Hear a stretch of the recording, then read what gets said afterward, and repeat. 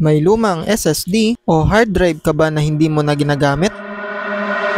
Gawin natin yung external storage gamit ang SSD to external storage converter. Fast, reliable, at hassle-free. Plug and play na siya, wala ka nang kailangan install, connect lang at ready na. Meron itong high-speed data transfer na USB 3.0 support para sa mabilis na file transfer. Portable ang design, light and compact, easy dalhin kahit saan. Universal compatibility, gumagana sa Windows, Mac, at iba pang device. At siguradong safe ang files mo, protektado from unauthorized access. Paano ba ito gamitin? Buksan lang ang enclosure at ikabit ang SSD o hard drive. Isara ang enclosure at i-connecta sa computer gamit ang USB cable. At boom! Ang drive mo ay ready na gamitin bilang external storage. Perfect ito sa pag-backup ng important files, access sa lumang data ng SSD o hard drive, o extra storage sa laptop o desktop. Get your SSD external storage converter now at gawing mas madali ang file management mo. Lalagay ko na lang sa baba kung saan nyo to pwedeng mabili.